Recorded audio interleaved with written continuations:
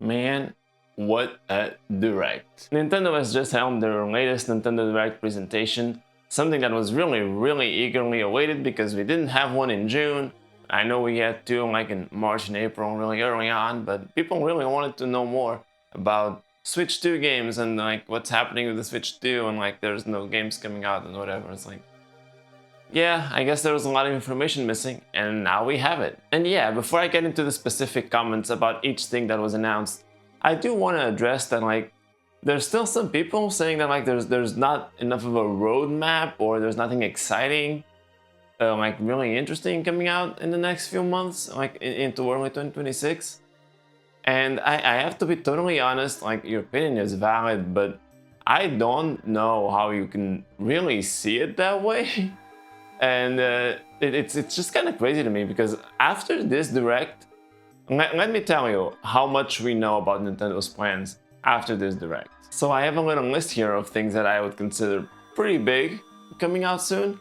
Let's go through what we have here. So I have, for first party, for Nintendo specifically, for 2025 we now have Super Mario Galaxy 1+2 coming out on October 2nd. And then we have Pokemon Legends EA coming out on October 16th, so 2 weeks later. We did know that one already, but still, so that there's another one. And then November 6th, my birthday actually, Hyrule Warriors Age of Imprisonment.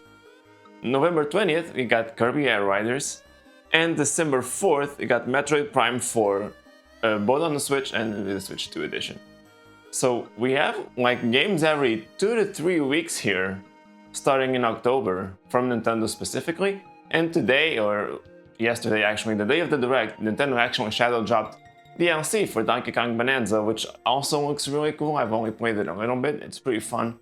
But yeah, we have a pretty packed schedule just in terms of Nintendo first party stuff already for the rest of 2025, and that is already pretty good if you ask me. Like, yeah, 2 to 3 weeks stops. A lot of games coming out all the way until like Christmas season. This is pretty impressive. And then into 2026, also still only on first party stuff, we got Mario Tennis Fever on February 12th. We got the Virtual Boy stuff, which, okay, it's a little silly, but February 17th. And then we have Mario Wonder Switch 2 Edition, Yoshi and the Mysterious Book, and Tomodachi Life, all in the spring. And then Fire Emblem and Pokemon Pokopia without a more specific date just yet. And then we have a little, stuff outside of video games specifically, but Rosalina's Storybook and The Talking Flower, I believe, are both coming in 2026. And obviously the Mario Galaxy movie, also in 2026. So from Nintendo, we have a whole lot of stuff here into 2026. 2 things that are already dated, I believe, yeah. 3 things that are in the spring, so like up to June at the most. We have 3 other games coming out from Nintendo specifically. And then 2 more that are still coming out at some point in 2026. And I'm actually excluding something that wasn't mentioned in this direct, but Rhythm Heaven Fever coming out also in 2026. We don't have a specific date for that yet. So we have a whole lot here. You can argue that there's nothing major here, but like there's quite a lot to look forward to. Like obviously that it's not for everyone, but Fire Emblem is a huge project. It's not gonna be like a huge seller, but it is gonna sell a lot within that audience. Like it's a game that people really care about. Mario Wonder Switch 2 Edition is really cool. Mario Tennis Fever will probably sell pretty well. Mario Tennis Aces, I believe, sold fairly solid, and that wasn't that great. But Fever is looking great, so that probably will do pretty well. But I'll get more into that part later. But we have a really strong lineup from Nintendo alone here, from October all the way until the end, until spring 2026. Like there's a lot from Nintendo alone already. And then yeah, if you go on to third parties, we have a whole bunch of stuff too. Like just looking at some of the highlights, these will vary, of course, from person to person. These are like just the ones that stick out to me a bit more, and also after seeing other people's reactions. But we got Hades 2, September 25th, so that's in 2 weeks. Got Power Wash Simulator 2 at some point in the fall. Suika Game Planet is in the winter. That's also a pretty popular game. People love the original Suika game, so that's pretty cool. Dragon Quest 1+2 on October 30. and Persona 3 Reload on October 23rd. So for the rest of the year, a few projects already from third parties. We did know of a few of these already, but still, these are pretty important things coming out. And then into 2026, we got Final Fantasy VII Remake on January 22nd. That's a new date that is actually supposed to come out this year, I believe. Dynasty Warriors Origins also on January 22nd. So 2 games on the same day there, that's already a pretty big deal. Got Dragon Quest VII Reimagined, which was announced here, brand new game. Well, not brand new, it is a remake, but it's a brand new announcement, and it's February 5th, so that very soon as well. Got Monster Hunter Stories 3, not a brand new announcement, but it's coming out March 13th, so also not too far off. And then we got Fatal Frame 2 Remake in early 2026, and we got Danganronpa 2x2, which is just 2026 in general, I believe. And the biggest one, we got the Resident Evil Requiem launching day and date with the other platforms on February 27th. That is a huge deal. Getting a mainline Resident Evil game on a Nintendo platform on the same date as the other platforms, I don't think that's happened since, what, Resident Evil 4? Like, it's been a long time. And yeah, that's a huge announcement. And on the same day as Requiem, we're also getting proper physical releases, well, the native releases, I should say, of Resident Evil 7 and Village on the Switch too. So those are available on Switch 1 via cloud versions, which might as well not exist. So actual versions of the game that run on the Switch 2, coming out as the same day as Requiem.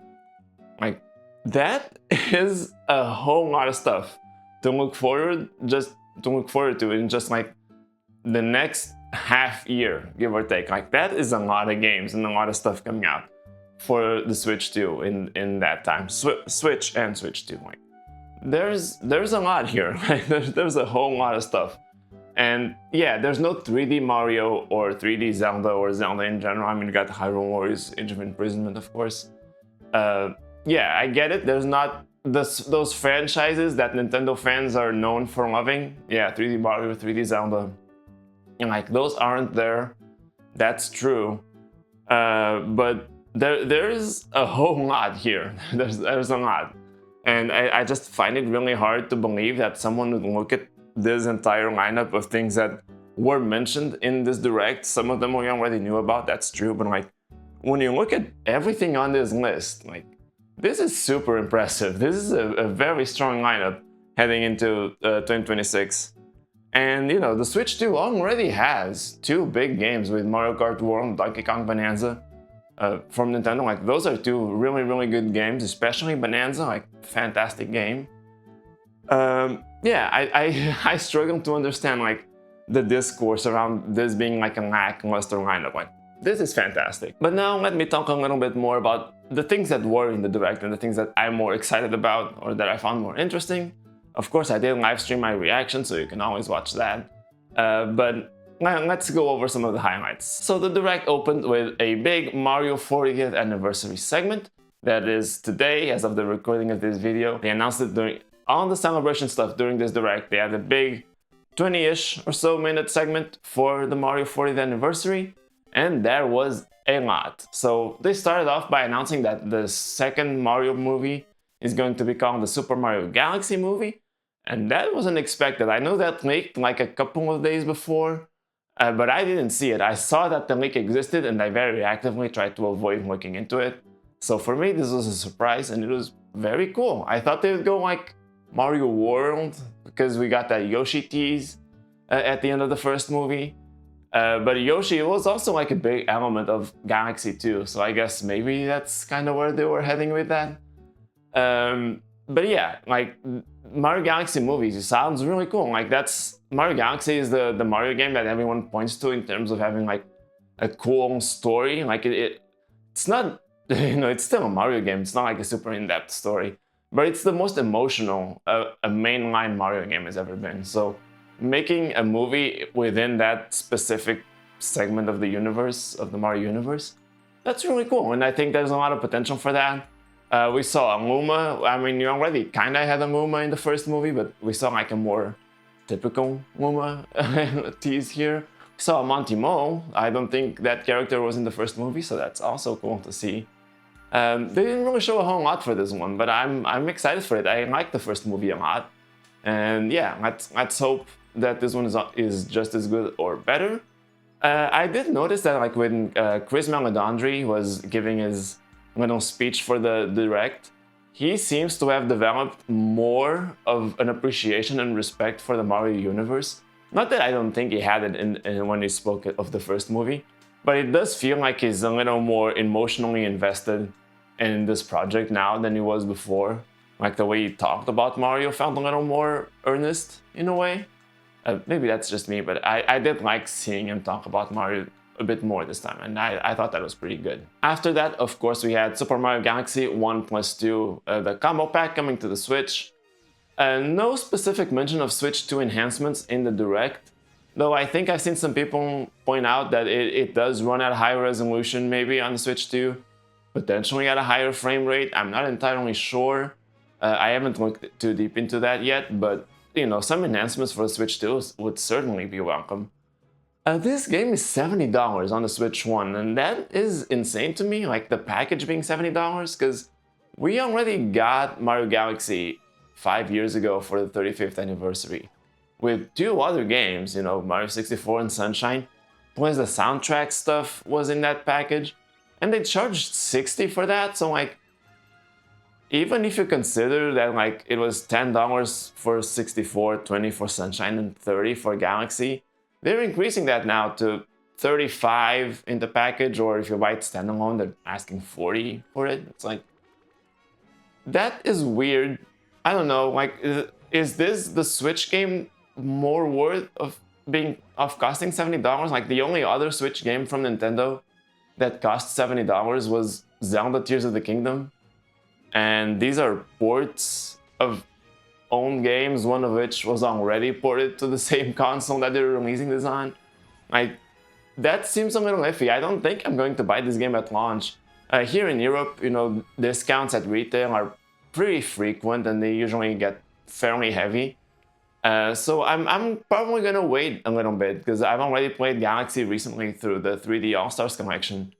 And yeah, Galaxy 2 is my preferred game of the two, and I would love to have it in a newer format, but I'm probably gonna wait a little bit for that one. It's cool that it exists, and it's cool that they're adding the storybook to Galaxy 2 and adding, like, with new content. Like, that's really cool, and they're adding new pages to it. But yeah, it's still kind of weird. It is really awesome, though, that they're making the storybook as a physical item. They said that the new pages are not being added to the physical book. I wonder if that means like they're only including the content from the original Galaxy, or if they're including the content from the original Galaxy and Galaxy 2 and the new content for Galaxy 2, but not the new pages in Galaxy 1. I don't really know what that means. It kind of suggests to me that maybe the new pages in Galaxy 1 are more so teasing the movie and they don't really feel the need to include that in the printed version. Maybe, I don't know. It feels a little off. I'd like to know a little more detail about what's in the physical book. We also don't know when it's coming out yet, but it's really cool that they're making that. So I'm looking forward to knowing more about that part. Then they had Mario Tennis Fever. That also looks really, really good. So Mario sports games on the Switch were infamously not very good. Like they had this big problem where like the mechanics were solid, like they were always fine, but they were really poorly done in terms of content. There was a lot of content missing. They had this approach of like free updates, like, oh, we'll just release this content over time with the free updates. Mario Tennis Aces actually was the best one of those because even though it lacked a lot of content, it was supported pretty well. After its launch, they added like a cutscene to the story mode. You know, it was very rushed, but they added it. And they added a lot of characters and costumes over time for that game. Like, that game was supported pretty well. But even then, Fever is looking like a huge jump from the beginning. Like, aside from the fact that it looks great now with the Switch 2 power, like it's looking really, really good. They have a new gimmick with the Fever rackets, but they have 30 Fever rackets. There's like a lot of variety in that. And 38 characters, like they were saying, like that's the most in series history. That's a very big roster of characters from the get-go. So like that's really, really cool. And they have a lot of modes. They got the mix it up mode with like weird conditions. There was like this Waluigi themed one that seemed to be like Waluigi pinball themed, which is also cool. And then stuff like with Wonder effects from Super Mario Brothers Wonder, like a lot of cool stuff in there. Really, like that's looking really fun, really fun game, fully developed game. There's an adventure mode where the characters turn into babies, like a lot of cool stuff going on there. Like that looks like probably the best Mario sports game we've had since the Switch generation started. So looking very exciting. Then we got Super Mario Bros. Wonder Switch 2 Edition Plus Meetup at Bell Park. That also looks kind of cool. I would not have expected DLC for this game to focus so much on multiplayer, but I guess it makes sense because there wasn't really a big multiplayer component to the original Mario Bros. Wonder. You know, with the new Super Mario Bros. Series, a big focus starting with Wii was, you know, you can play through the game with other people all together and you can directly interact with each other. And with Wonder, that was a little less so the case. You know, when playing online, it was more, you could see like ghosts of other players. There's more indirect connection. So locally, I believe you'd still play kind of the same way. But yeah, they're adding a ton of multiplayer stuff here. It's basically becoming a party game, and that's cool. I don't think that's a bad thing at all. It's a pretty cool addition. It's just not what I expected from Wonder, but it looks like it'll be fun. I'm excited for that. In the Direct, they didn't talk about any of the technical details of the Switch 2 edition. I mentioned this before in another video about Switch 2 editions, that I think Mario Wonder would be a great example for a game that could easily run at 4K and 60 frames per second, or, you know, 1080p 120. So I hope that's part of the package. I think that would be really nice to see. They also did tease some single player content. I think they showed like the Koopalings, Captain Toad. You know, there's some interesting characters in there that they just teased. They didn't say anything about it. But I'm very excited to find out more, and I wonder if they'll still charge $20 like they have so far, or if there's enough content here for them to justify being like 30 or something like that. Like, I could see that too. Hopefully not, though. I would like it to stick to 20. Because, you know, a lot of the ones that we've had so far that cost $20 haven't really done an amazing job at justifying that price tag. So yeah, $20 with a good amount of new content, that'll be great.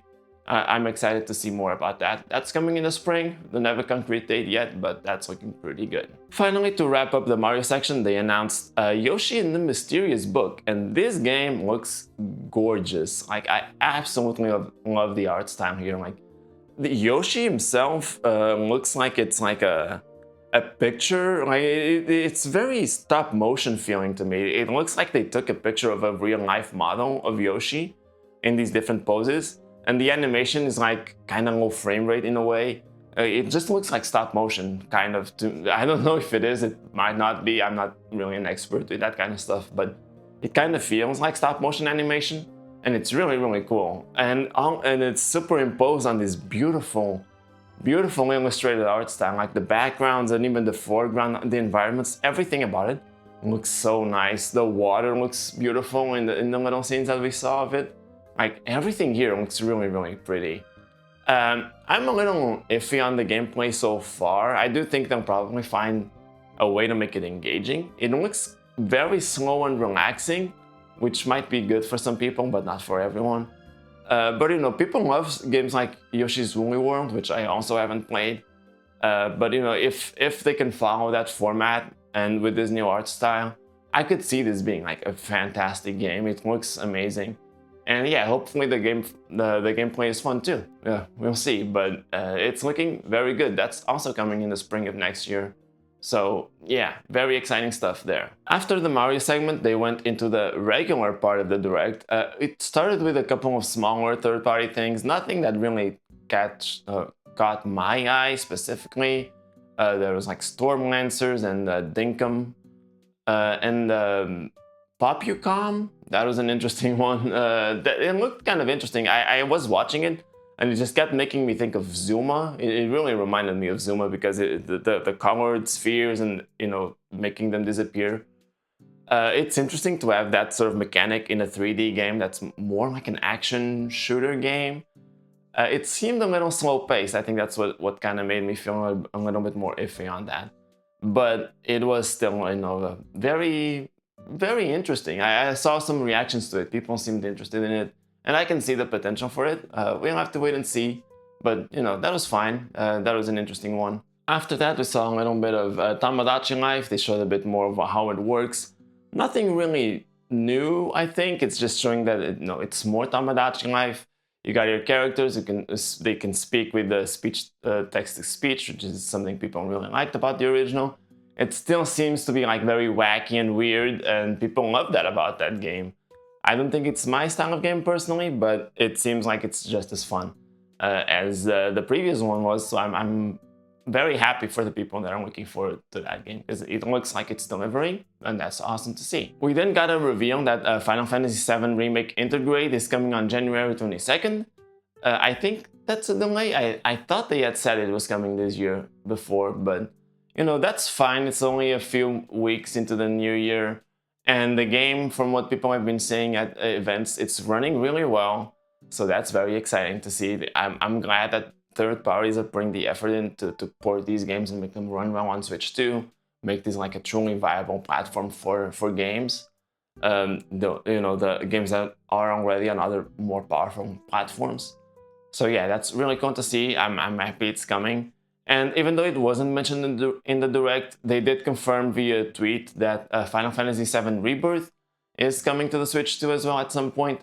And the third part of the Final Fantasy VII Remake trilogy is also coming. I kind of thought that was already implied because Nintendo, I don't think they would refer to this game as the first part of the trilogy, specifically in the Direct, if they didn't think that the rest of the games are also coming. But it's cool to have confirmation. Then we had like a really long trailer for Hades 2. And I know Hades is an amazing game, people love it a lot. I haven't played it, I'm not really interested. But I found it weird that they were talking about it so much because the game has been announced, we know it's coming, and it's been in early access on PC since the beginning of the year, I believe, so it's been around for a while. I didn't think they would put so much time and money into producing this trailer. It took a lot of time out of the Direct, but I know people are very excited for this game, and that's awesome as well. It's just not my thing necessarily. But it's cool to see, and it's coming out in 2 weeks. That was a really cool reveal. Like, that was a very fast, release date. We just got Silksong a week ago, so like 2 huge indie games coming out really close to each other. Hugely anticipated games coming out so close to each other. That's really cool. Like, if you just beat Silksong while you're still playing it, you already have something else to look forward to. I'm not usually that interested in covering Amiibo, but like, then they revealed that the Kirby Air Riders amiibo that are launching with the game, they're swappable. Like, there's these big amiibo figures that include the Star Wagon and not the wagon, the Star Machine, and the character on top of them. But you can actually swap the character. Like, you can take Kirby out of the Warp Star and put it in the other machines that are from another character, and you can combine them like that. Kind of reminds me of the Skylanders Swap Force. That was kind of cool as a concept, so that's pretty cool to see. I'm very excited for Kirby Air Riders, but they didn't really say much about the game here, just the amiibo. What they did say something about was Hyrule Warriors Age of Imprisonment, which they showed running for a fairly long time. Nice frame rates, very stable, definitely nothing like the original Switch, the Age of Calamity game on the Switch. The Age of Imprisonment is looking really, really good. And things look very dynamic. I don't know, it might just be cutscenes and stuff, but we see this Gleeok fight with a lot of motion and on like the angles that they're showing. Like, if that's during the game itself, that's looking really good. And there's just, I don't know, things look pretty dynamic. The use of Zonai devices looks really good, like having air make these tornadoes, and then you can actually add electricity from a different Zonai device to the air. It becomes this electric tornado that's doing damage to enemies. That looks really cool. And I think we saw some characters that I'm not sure who they are. I don't know, it looks very exciting. I'm really curious to see who these characters are. The fact that this game is canon also really helps, because if it actually ties into the story, that was a big complaint with Age of Calamity compared to Breath of the Wild. So I'm very interested in this one. And it's coming out on my birthday, so yeah, I'm definitely getting this one. I saw some people upset that Age of Imprisonment runs at 30 frames per second when it's running in split screen, but I don't know why that would be surprising. That's just, it's a very demanding game, and having two people at the same time is gonna take require some sacrifices. So it is what it is. Like, as long as that's 30 frames per second is still stable, I think that's totally fine. Then we had the absolute insanity of Virtual Boy coming to Nintendo Classics via Nintendo Switch Online plus expansion pack. I don't know what's going on here. Why in Virtual Boy we're missing so many requested games on existing platforms, and they're bringing back their worst selling platform ever. Like the Virtual Boy sold 770,000 units, which that may sound like a big number, but less than 1 million units is not a lot for a gaming console. Like, not even close. Like Nintendo's other failures, like the Wii U was like one of the more well-known failures from Nintendo, that still sold 14 million. Like, this Virtual Boy is not a popular piece of hardware. Like, it just wasn't, and people hated it back then. But there's this culture, in Nintendo fans, where a lot of this garbage, I guess, from Nintendo's history gets really a lot of attention from certain content creators on YouTube. People like Scott Tawaz and Antdude who like to bring this up every now and then. There's others, of course. But they bring this up and they talk about it in a very passionate way, and it creates this bubbling interest that Nintendo clearly is aware of, and they're actually going to try and sell it.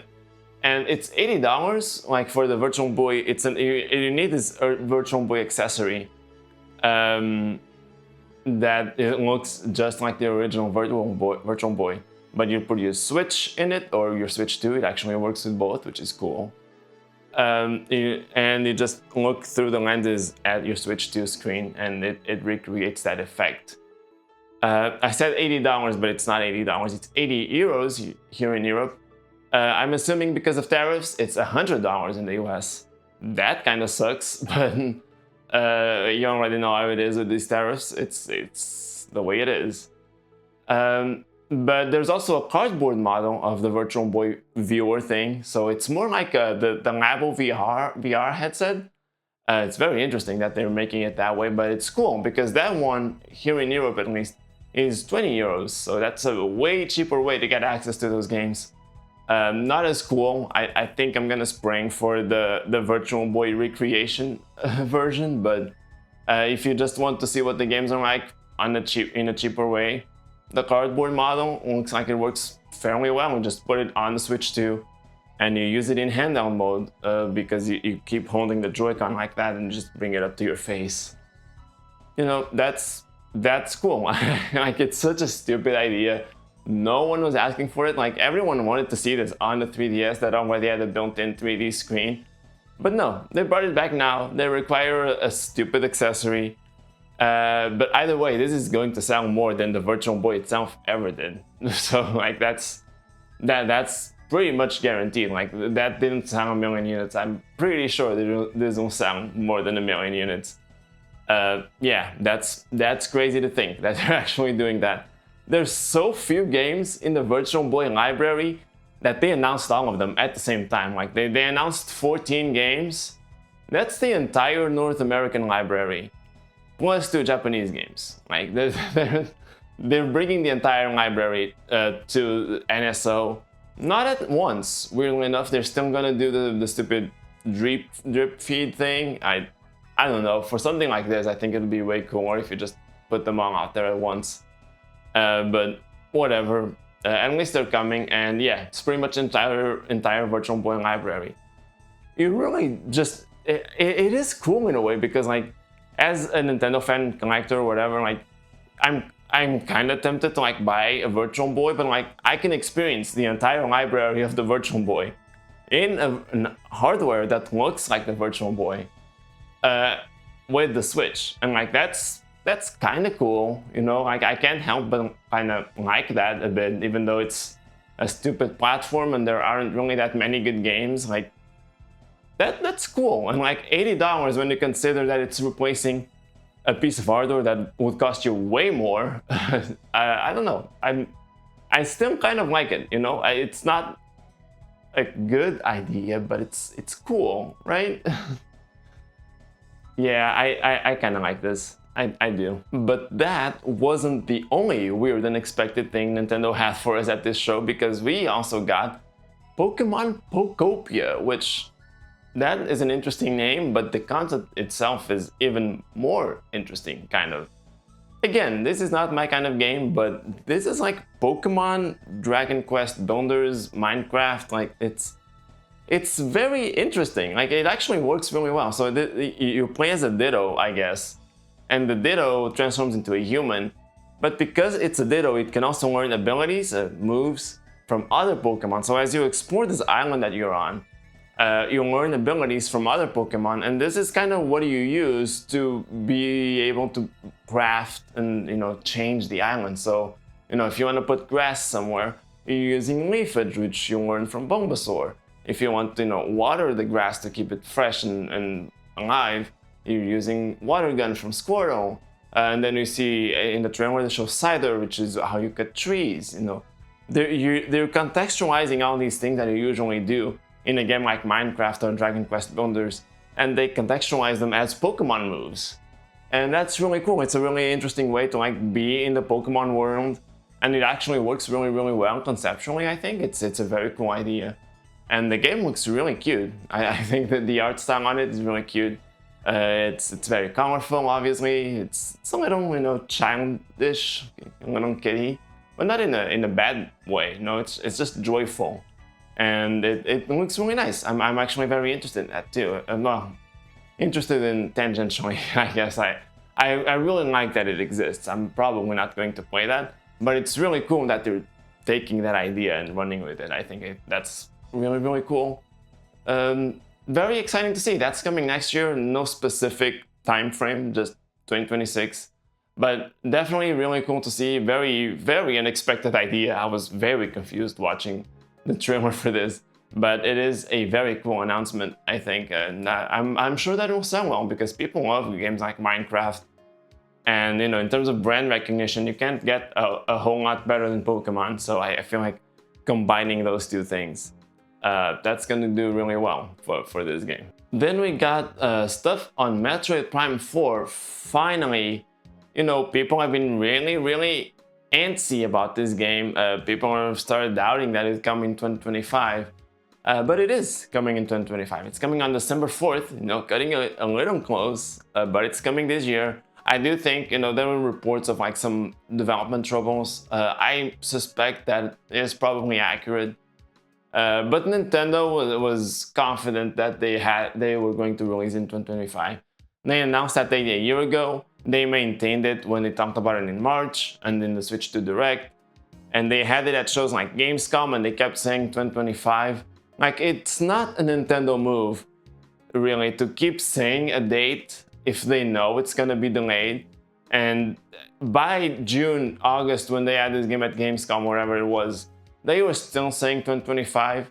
They would not be saying that. They would have issued a statement correcting that if that wasn't going to be the case. So yeah, December, it is cutting it close, but it is this year. It's what they promised, and that's pretty much what I had expected. I did think it might be earlier, but hey, at least we're getting it, so that's pretty cool.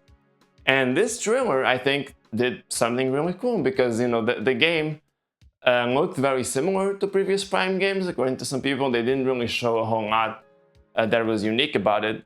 And in this trailer, we got a freaking motorcycle for Samus, and it looks pretty cool. Like it's got these big wheels, it's really long, and then you're riding around the motorcycle in this big open space, which they didn't explain anything about this either. But yeah, big open space. You're clearly fighting some enemies at some point while riding. I'm assuming at some point there will probably be like a boss fight where you're required to use the bike. That would be really cool. Yeah, that was a cool addition. The game itself, just in general, is looking very, very good. Like the scenarios look really dynamic, very alive. Yeah, the game is looking fantastic. It looks like it runs super smoothly. So I'm super excited for that. I still have only played Metroid Prime 1. I wish they would have announced something about Prime 2 and 3 being on the Switch, but we can keep dreaming for that, I guess. But yeah, that game is looking great. Coming out this year, I cannot wait. And they're making an amiibo with Samus and the bike, which is called Viola, I think is how you're supposed to pronounce that. Looks really cool. I might have to get that amiibo at some point. They also showed off new Mega Evolutions for Pokemon Legends EA. Apparently this was the final trailer for the game, which is good. It's about time, I think. You know, the game's close to coming out. Some people are saying that they've heard enough. I still feel like everything they've shown us is just like a very enclosed space within the city. Everything looks very samey. I was kind of hoping at some point they would show us more of the world. I don't know, something that would look a little bit different, but no, this is it. They've just shown us a bunch of Mega Evolutions. We know the mechanics of the game, so that's cool. The game looks really fun to play. But, you know, not a whole lot more than that. But hey, I do think they've shared enough. I'm buying the game anyway, so like there's no point in diving much deeper into this. What is weird though is that they announced DLC for the game before the game is even out, and I'm not sure when it's coming out. It sounds like it'll be available shortly after the game comes out or something. Kind of strange that to have DLC so soon after that. But whatever, I guess it's kind of similar to Donkey Kong Bonanza, which was also announced here. You know, that's also coming out like 2 months after the game initially came out. Very soon. And it's also very Splatoon 3 like DLC. If you know the side order DLC for Splatoon 3, this looks like that, but for Donkey Kong Bonanza, you know, with the Donkey Kong Bonanza mechanics. But it's like a roguelike type of experience that just uses the Donkey Kong Bonanza mechanics to ask you to meet certain targets, and you get perks and upgrades. And yeah, I've played a bit of it. I don't think this kind of game is my style, but I'm gonna give it more of a shot. But yeah, this DLC thing, there was a lot of DLC in this Direct, which was interesting. Before the conclusion, which was Fire Emblem, a couple third-party things that got my attention. Obviously, Resident Evil Requiem, Nintendo getting that is awesome. I haven't played any Resident Evil game in the main series aside from 4, so maybe this one got me to try them because I think it's really cool that it's on Nintendo. And I really like Resident Evil Revelations. I played 1 and 2, and they're both pretty good in my opinion. So I'm curious about these ones. The Direct ended on Fire Emblem, which is not my kind of game either, but I will say it looks really impressive. It's looking pretty darn impressive, I have to be honest. Like the scope of it looks really big, the world looks beautiful and spacious, and like it looks really cool. But yeah, not my kind of game at all. But I'm excited for Fire Emblem fans. It looks like this connects to Fire Emblem Three Houses, which is one of the most beloved Fire Emblem games. So that's also really cool. But yeah, that's pretty much it for this Direct. There was a lot of stuff here. A lot of stuff I didn't go over, third-party stuff. I already mentioned Resident Evil, but there was a lot more. Dragon Quest VII Reimagined, Dynasty Warriors Origins, the date for Final Fantasy VII Remake. I don't know if I mentioned that or not. There's a lot of stuff in here. Like the schedule is looking pretty packed after that Direct. It's looking really good. I'm very excited for the future of the Switch too. I'm gonna be playing some Donkey Kong Bonanza DLC today, so I'm excited to do that. And that's pretty much it. This video is already way too long, so if you made it all the way here, thank you very much. Please consider subscribing to my channel, and I'll see you next time. Bye!